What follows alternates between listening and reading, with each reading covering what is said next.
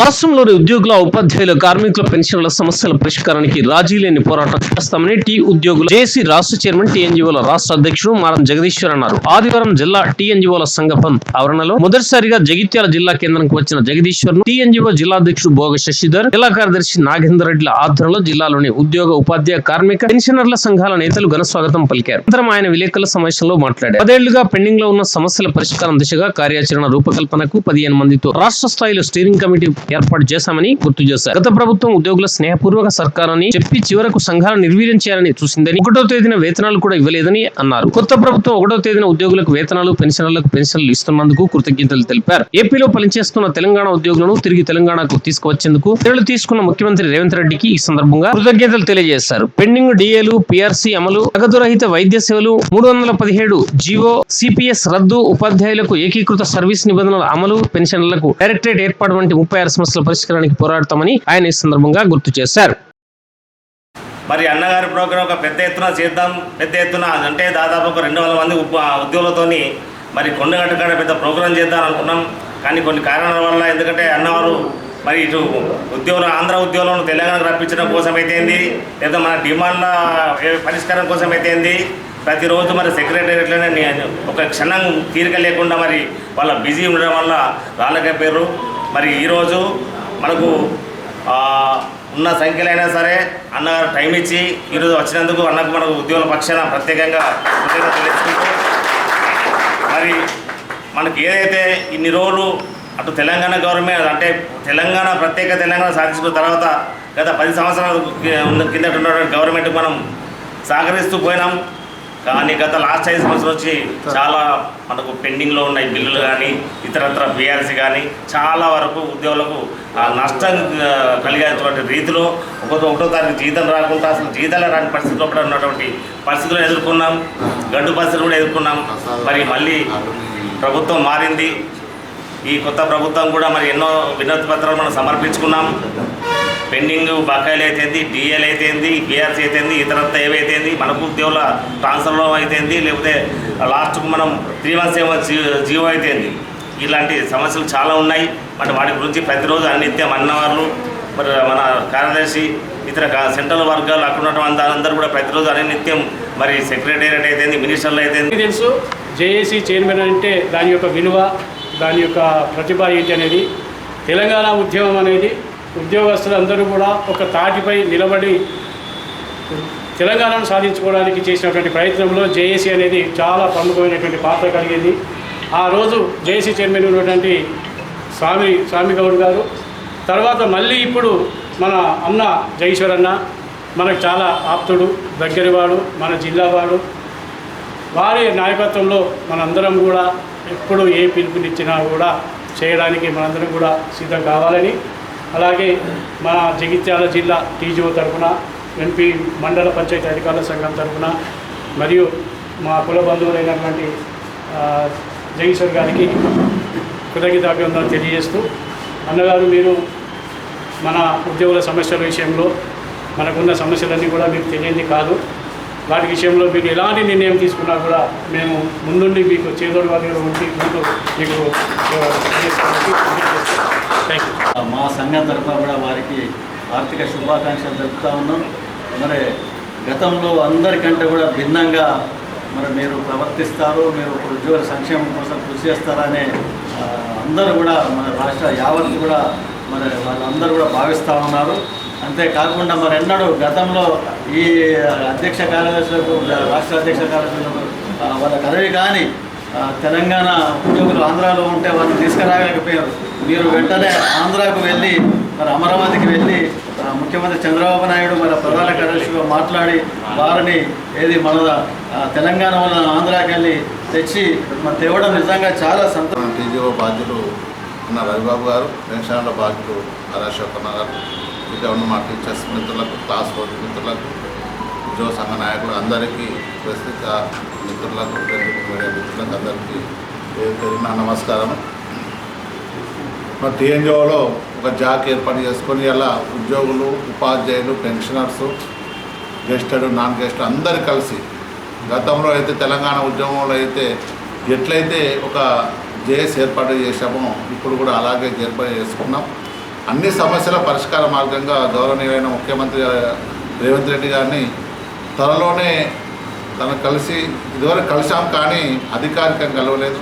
మరి అందరినీ పిలిచి సంఘ నాయకులను పిలిచి జేఏసీని పిలిచి అన్ని సమస్యలు పరిష్కరించమని కోరాం మొన్ననే. అలాగే ఆ రోజు ఆ ప్రభుత్వంలో 10 సంవత్సరాలు గడిచిన ఆ ప్రభుత్వంలో మన తెలంగాణ ఉద్యోగంలో పాల్గొన్న ఉద్యోగులు చాలామంది కమల్నాథ్ కమిటీ వల్ల 127 మంది ఆంధ్రాకు పోవడం జరిగింది. మరి వాళ్ళు నేను అధ్యక్షుడు కాగానే మరి ఆ రోజు కొత్త ప్రభుత్వం వచ్చింది, రేవంత్ రెడ్డి గారిని కలిసి మాట్లాడి సార్ 127 మంది మన ఆంధ్రాకు ఉన్నారు, కమల్నాథ్ కమిటీ 127 మంది పెద్ద భారం కాదు, మా అయితే నెలకు వాళ్ళ జీతం 1 కోటి రూపాయలు అవుతుంది అన్నప్పుడు తాను కూడా నో అబ్జెక్షన్ ఇచ్చేసి ఇలా ఆంధ్రాలో ఉన్న చంద్రబాబు నాయుడు గారిని మెప్పించి అక్కడ చీఫ్ సెక్రటరీని మెప్పించి 122 మందిని తీసుకురావడం జరిగింది.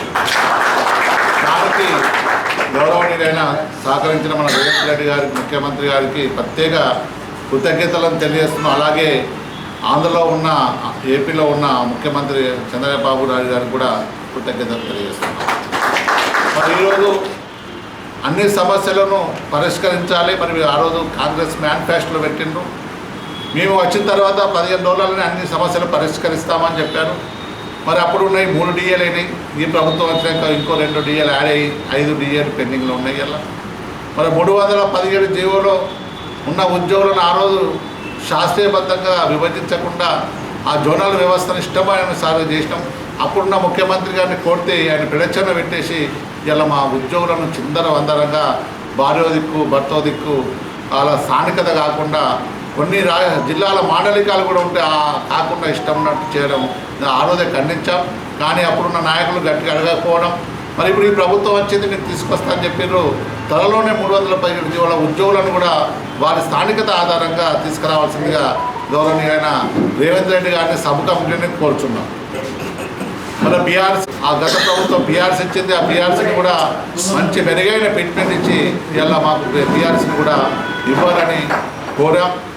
మరి ఇలా చాలా సమస్యలు, ఒక్క సమస్య కాదు, 2 సంవత్సరాలైనా ఇలా ఏరియర్స్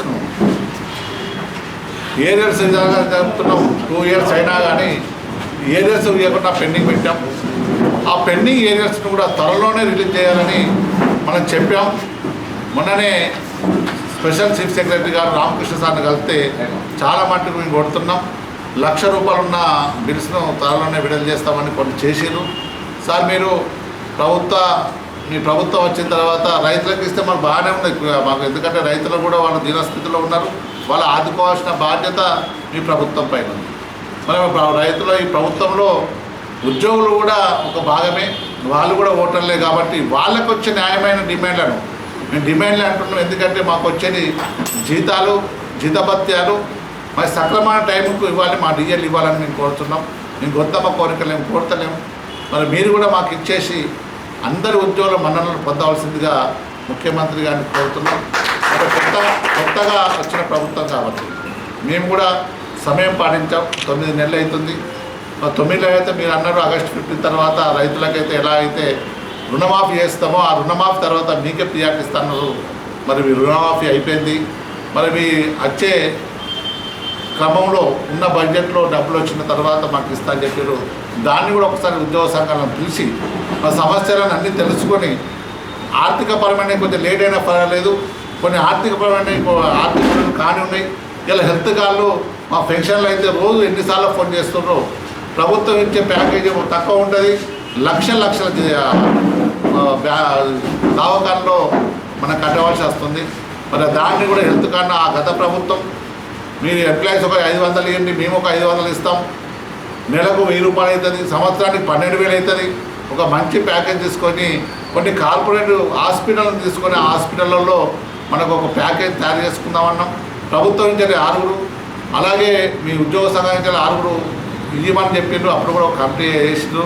మరి అది ఆ ప్రభుత్వం పోయింది. ఆ ప్రభుత్వం పోయినాక కనీసం ఆ హెల్త్ కార్డు గురించి మాట్లాడే నాదులే లేకుండా పోయిండు. మరి చీఫ్ సెక్రటరీ గారిని కోరుతున్నాం. చాలా ఉద్యోగుల సమస్యలు పరిష్కరించాల్సిన బాధ్యత చీఫ్ సెక్రటరీ గారిని ఉంది. మరి చీఫ్ సెక్రటరీ గారు ఏ రోజు కూర్చున్నకుండా ఇలా ఉద్యోగులందరికీ జాయింట్స్ ఆఫ్ కౌన్సిల్ అని మీటింగ్ పెట్టాలి. ఏ రోజు 10 ఏళ్ళ దాకా జాయింట్స్ ఆఫ్ కౌన్సిల్ మీటింగే లేదు. ఈ తెలంగాణ వచ్చిన తర్వాత మా ప్రాంతం మాకు వచ్చింది, మా పాలన మేము చేసుకుంటా ఉన్నాక ఆ తెలంగాణ వచ్చినాకనే ఇలా మేము అందరూ పరాయి పాలనలో ఉన్న భావన కలుగుతుంది. ఎందుకంటే గతంలో 10 సంవత్సరాలు కన్నా ముందు మా ఉద్యోగులను పెట్టేసి చీఫ్ సెక్రటరీ గారు జెంట్స్ ఆఫ్ కౌన్సిల్ పెట్టేసి ఉద్యోగుల సమస్యలు ఎక్కడున్నాయి ఏమున్నాయి అని తెలుసుకుని పరిష్కార మార్గంగా ఉంటుంది.